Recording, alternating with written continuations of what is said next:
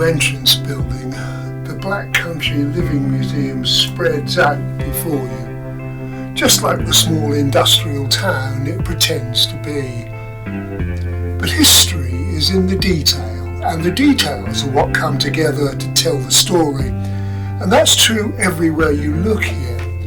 The 1960s fairground has the ring of authenticity as the ghost train doors crash open to reveal excited children. It's true of the brilliant artwork on the rides and stalls, all designed to catch young eyes and bring cheer to a Cold War world.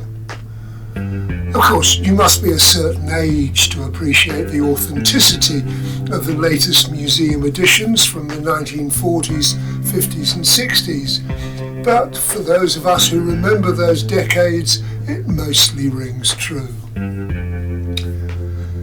The tins, packages and brands in the early Co-op supermarket, reluctantly letting go and allowing customers to serve themselves at least to certain items, recall past tastes, although ground rice puddings were probably a step too far.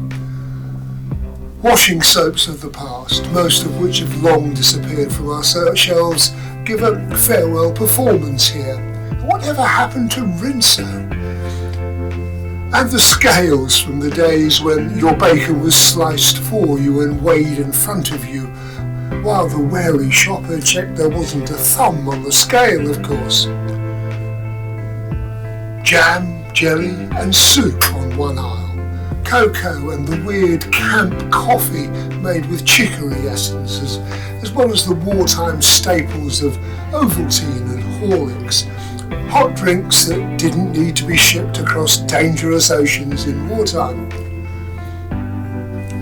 Bread from the Co-op's own bakery, Co-op Tea of course, and a luxury selection of fresh cakes, part of the sugar explosion when it ceased to be rationed, all delightful details.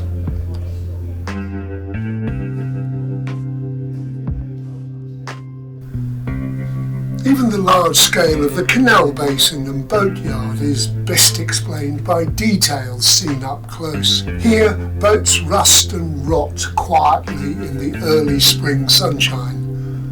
Perhaps it's emblematic of the neglect of our canal system in the 50s and 60s, but I suspect it's simply lack of funds, and the fact that this area of the Black Country Living Museum hasn't had a funding priority for some years, taking a back seat, along it seems with the trams and trolleybuses.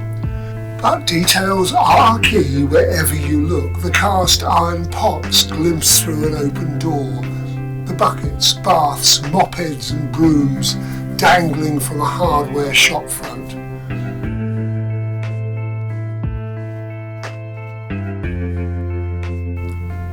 And details tell the story of commercial pride too, at the recreated Elephant and Castle, with its wonderful encaustic tiles embellishing the exterior, a shiny green and brown palace of beer.